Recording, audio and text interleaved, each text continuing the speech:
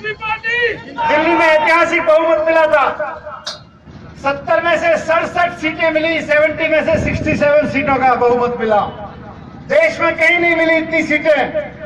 और पिछले 2 साल में जितना आम आदमी पार्टी की सरकार ने दिल्ली में काम किया है, मैं चुनौती देता हूं सारे के सारे बादल और उनके सारे मंत्री आ जाएं और बता दें अगर उन्होंने 10 साल में भी किया होगा। मैं कैप्टनों को और बादलों को चुनौती देता हूं। मैं कैप्टन को और बादलों को चुनौती देता हूं, अपना सारा हिस्ट्री का कामकाज निकाल लो और दिल्ली के 2 साल के सरकार के हिसाब किताब के साथ चुनौती देता हूं। खुला के देख लो दिल्ली की आम आदमी पार्टी का दिल्ली में 2 साल में जितना काम किया आम आदमी पार्टी की सरकार ने, क्योंकि दिल्ली के लोगों ने ऐतिहासिक बहुमत दिया था। 2 साल में ऐतिहासिक काम किया है। कांग्रेस की जितनी भी सरकारें बनी, बादलों की सरकार जितने भी दिन रही, आप बता दो कितना किया हो। एक काम नहीं किया हमने दिल्ली में, जिसमें ये बादल भी एक्सपर्ट हैं और कैप्टन भी एक्सपर्ट हैं। कौन सा काम? बेईमानी का काम नहीं किया हमने। वो बात ठीक कह रहे थे, बात तो फोन पे कर रहे थे, लेकिन खाने पीने की कर रहे थे। बोलो खाने पीने का काम नहीं किया हमने एक काम नहीं किया वहां पे कि नशा नहीं फैलाया दिल्ली में। हमने बेईमानों को पकड़ा दिल्ली में, ये हमने किया वहां पे। और इसके साथ साथ दिल्ली में किया कि जो आम आदमी है, गरीब आदमी है, उसके बच्चे को बढ़िया से बढ़िया एजुकेशन मिल सके। दिल्ली के सरकारी स्कूलों को आप जाके देखो, आपके जानकार रहते होंगे। अभी मान साहब भी बोल रहे थे, तमाम लोग यहाँ पे, आप सबके लोग जानकार दिल्ली में रहते होंगे। आप पूछो दिल्ली में अपने लोगों को फोन करके कि दिल्ली के सरकारी स्कूलों का पिछले 2 साल में कितना बदलाव आया है। गरीब लोगों के, आम लोगों के बच्चे पढ़ते हैं वहां पे, उनकी जिंदगी बदलने लगी है। गरीब लोगों को भरोसा हो गया है कि हमारे बच्चे भी सरकारी स्कूल में पढ़ के कुछ बन सकते हैं। सरकारी स्कूल में स्विमिंग पूल बनवाया हमने, सरकारी स्कूल में। यहां तो मैं कहता हूं पूरे पंजाब में, बादल साहब आप एक स्कूल बता दो, कैप्टन साहब आप भी मुख्यमंत्री रहे हो, आप एक स्कूल बता दो जहां पे आपने सरकारी स्कूल में ढंग का काम करवाया हो। हमने 1000 सरकारी स्कूल थे, 1000 सरकारी स्कूलों को शानदार बनवा दिया और वहां पे अब शानदार पढ़ाई हो रही है, बच्चों की बहुत बढ़िया पढ़ाई हो रही है वहां। ये कांग्रेस के लोग, बीजेपी के लोग, अकाली के लोग प्राइवेट स्कूल चलाते हैं, धंधा बना रखा है इन्होंने शिक्षा को, टीचिंग शॉप चला रखी है। एक आम आदमी अपने बच्चों को सरकारी स्कूल में पढ़ाना चाहे तो पढ़ाई नहीं होती है ठीक से। अगर प्राइवेट स्कूल में पढ़ाना चाहे तो प्राइवेट स्कूलों ने लूट का धंधा मचा रखा है। एडमिशन में फीस वसूली होती है, हर महीने की फीस इतनी वसूली होती है, पता नहीं कितनी बढ़ा देते हैं। हमने दिल्ली में हमसे पहले हर साल 10 से 15%, 20% फीस बढ़ाते थे। पिछले साल हमने एक स्कूल को भी सरकारी फीस नहीं बढ़ाने, अपनी फीस नहीं बढ़ानी थी, एक भी प्राइवेट स्कूल को। बल्कि जिन्होंने बढ़ा के ले ली थी उनसे वापस करवाई, कई स्कूलों से वापस करवाई। और इस बार सारे खाते चेक करा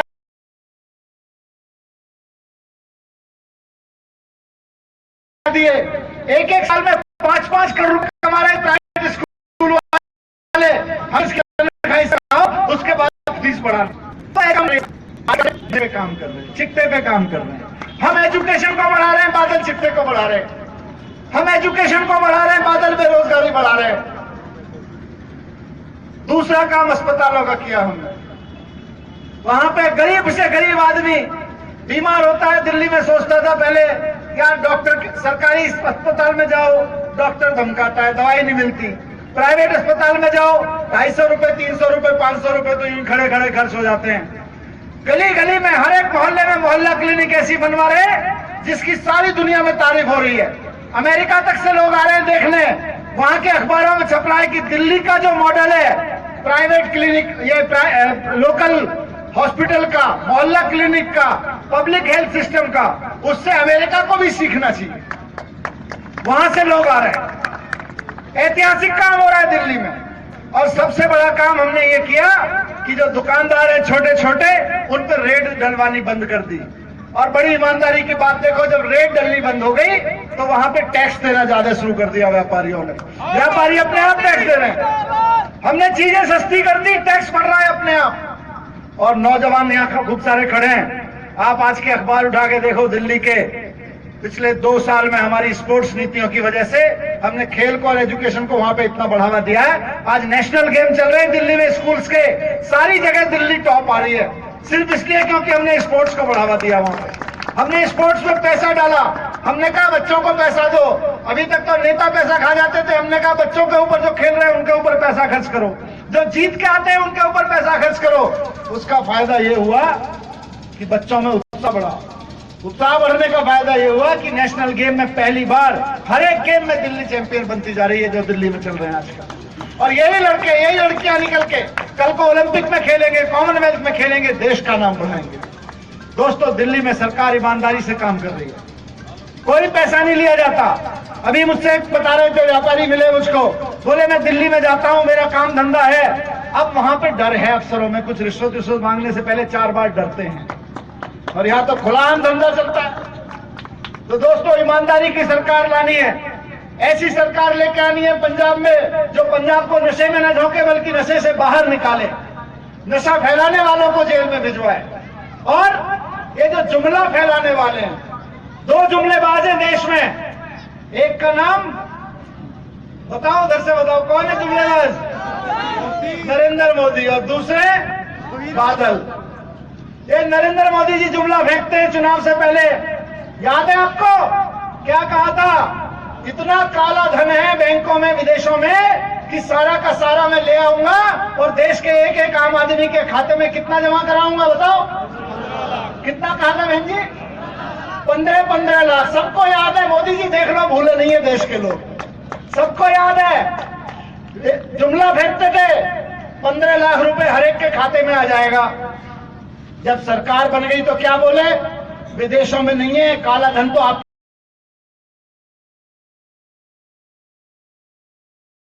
खातों में। उसके लिए भी लाइन में लगनी पड़ती थी, भीख मांगनी पड़ती थी। गलत कर दी मोदी जी। और दूसरे जुमलेबाज हैं जो मैं सुनता था, कहते थे हम पंजाब में ये कर देंगे, पंजाब में वो कर देंगे, और क्या कर दिया? पंजाब को नशे में झोंक दिया बाप बेटे ने मिलकर, और साले जीजा ने मिलकर नशे में झोंक दिया। पंजाब की हालत, पूरे व्यापारियों की हालत खराब होती जा रही है। सड़क पे कोई ढाबा बनता है तो मुझे बता रहे थे कोई, उसमें से भी बादल टैक्स चला जाता है। सड़क पे कोई बिजनेस खोलता है, उसमें से भी बादल टैक्स चला जाता है। पूरे पंजाब की हालत ये हो गई है। और वो कहते थे हम पंजाब को ये कर देंगे, शंघाई बना देंगे, हम पंजाब, पूरे पंजाब का खून चूस लिया इन्होंने सबने मिलकर। दोस्तों, वक्त आ गया है, चुनाव का वक्त सबसे बड़ा वक्त होता है बदला लेने का। इन लोगों ने 10 साल पंजाब का खून चूसा है, उस खून चूसने के नाम पे एक एक वोट इनके खिलाफ लगाना। दोस्तों, एक एक आदमी की वोट इसलिए ना पड़े कि नरेंद्र भाई को एमएलए बनाना है, बल्कि इसलिए पड़े कि इन बादलों को और कैप्टनों को हराना है, इनके हाथों पंजाब को नहीं देना दोबारा। इनके ऊपर झाड़ू लगानी है, इनके अत्याचार के, इनके जुल्म के ऊपर, इनके भ्रष्टाचार के ऊपर झाड़ू लगानी है। पूरे देश में अरविंद केजरीवाल का नाम हो रहा है। जहां जहां भ्रष्टाचार की बात होती है, लोगों को लगता है एक ही आदमी है जो देश में भ्रष्टाचार खत्म कर सकता है, उसका नाम है अरविंद केजरीवाल। और वो अरविंद केजरीवाल सारा कामकाज छोड़ के पंजाब में लगे हुए हैं। उनको बताया कि पंजाब को नशे से मुक्त नहीं कराया तो देश खड़ा नहीं हो सकता। उनको बताया कि अगर पंजाब का आदमी, पंजाब का युवा उस काम पे नहीं लगा जिस काम पे वो पहले लगा हुआ था, खेती किसानी के काम पे, व्यापार के काम पे, फैक्ट्रियों के काम पे, तो पंजाब खड़ा नहीं हो सकता। और पंजाब खड़ा नहीं हो सकता तो देश खड़ा नहीं हो सकता। इसलिए कामकाज छोड़ के, सारे देश का काम छोड़ के पूरे दिन पंजाब के ऊपर लगे रहते हैं, पूरा समय पंजाब को दे रहे हैं। तो दोस्तों, बहुत अच्छा माहौल है, आपको थोड़ा सा और मनाना है। जैसे जैसे चुनाव नजदीक आएगा, बहुत पैसा कमाया इन लोगों ने, बहुत पैसा कमाया। आपकी कमाई का खून चूस चूस के, टैक्स का पैसा चूस चूस के, सड़कों के नाम पे, बसों के नाम पे, टेलीविजन के नाम पे, सारा पैसा आपके नाम कमाया हुआ है। इसी पैसे में से ये कुछ पैसा बांट रहे भी है, क्योंकि इनके पास तो कमाया हुआ है। हम तो खाली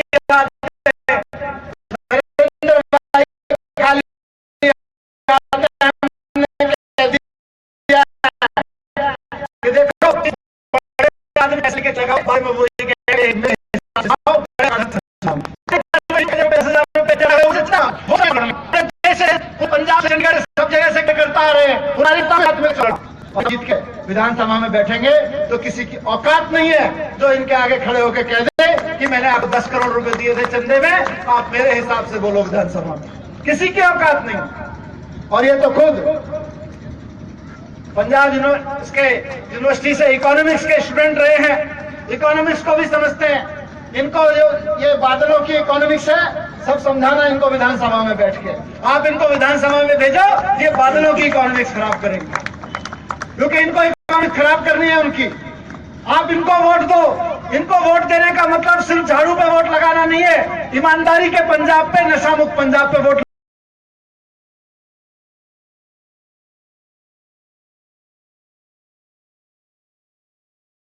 लगाने का काम है।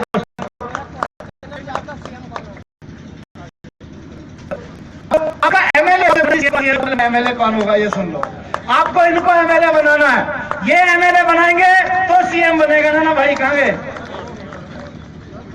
ये एमएलए बनेंगे तो सीएम बनेगा ना।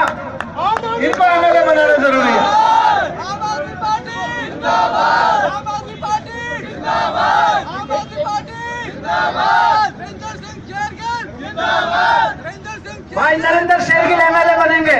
आपकी विधानसभा की सीट पर वहां जाके बैठेंगे जो विधानसभा में है, उसके बाद मुख्यमंत्री बनने की बात आती है। आप झाड़ू पे मोहर लगाइए। और मैं आपको एक चीज कह रहा हूं, पंजाब को नशा मुक्त बनाना है, पंजाब को रोजगार, पंजाब की फैक्ट्रियां ठीक करनी है, पंजाब के किसानों का हाल ठीक करना है, पंजाब के गांवों का हाल ठीक करना है। और मैं आपसे गारंटी दे के जा रहा हूं, ये सारा काम आपके लिए अरविंद केजरीवाल करवाएंगे। आम आदमी पार्टी जिंदाबाद। पंजाब, अब ये भाई पूछ रहे थे पंजाब का मुख्यमंत्री कौन बनेगा। देखो मैं आपको एक चीज कह दूं, आप ये मान के चलो कि पंजाब का मुख्यमंत्री तो अरविंद केजरीवाल बनने वाला है। सही बोल रहा हूं आपको। जो भी मुख्यमंत्री बने, लेकिन अरविंद केजरीवाल की जिम्मेदारी है कि जो वादे आपसे करके जाए वो पूरे करवाएंगे। ऐसे ही छोड़ देंगे पंजाब को। किसानों के लिए, फैक्ट्री वालों के लिए, व्यापारियों के लिए, छात्रों के लिए, गांव वालों के लिए जितने वादे कर रहे हैं, पूरे के पूरे वादे पूरे करवाना अरविंद केजरीवाल पूरा करवाएंगे आपके बीच में। मैं गारंटी देता हूं इस बात की। आप तो ये समझ के वोट दो कि आप अरविंद केजरीवाल को मुख्यमंत्री बनाने के लिए वोट दे रहे हो। आपका वोट अरविंद केजरीवाल के नाम है। पक्का? कौन कौन लोग सहमत है इस बात से? देखो सारा केजरीवाल केजरीवाल केजरीवाल केजरीवाल केजरीवाल केजरीवाल। बहुत बहुत धन्यवाद दोस्तों। एक और छोटी सी चीज कहना चाहता हूं। अभी एक पत्रकार ने मुझसे पूछा वहां पे, इनके नरेंद्र भाई के घर पे बैठे हुए, थोड़ी सी बात अलग लग सकती है। बोले जी आपका माहौल तो बहुत अच्छा है, पर सरदार जियों में ज्यादा है, हिंदुओं में कम है। मैंने कहा ये धर्म की राजनीति आम आदमी पार्टी में नहीं चलती। दिल्ली में जब अरविंद केजरीवाल काम कर रहे हैं तो हिंदुओं के भी, मुसलमानों के भी, सिख के भी, ईसाई के भी, जैन के भी, सभी के बच्चों को अच्छी पढ़ाई मिल रही है। वहां पे जो मोहल्ला क्लिनिक दिल्ली सरकार चला रही है, उसमें सारे धर्म के, सारी जाति के, देश के कोने कोने से आए हुए लोगों को वहां पे इलाज मिल रहा है, मुफ्त और बढ़िया इलाज मिल रहा है। आज पंजाब का हिंदू, पंजाब का मुसलमान, पंजाब का सिख, पंजाब के सारे धर्म के लोग अरविंद केजरीवाल के साथ हैं। दोस्तों, इस तरह धर्म की राजनीति में बहुत हो गई। देश को धर्म की राजनीति में मत बांटो। जो लोग ये अफवाह फैलाने में लगे हुए हैं, उनको मैं कहना चाहता हूं कि पंजाब अरविंद केजरीवाल एक ऐसा नेता है देश में जिसके पीछे लोग अपनी धर्म और जाति छोड़ के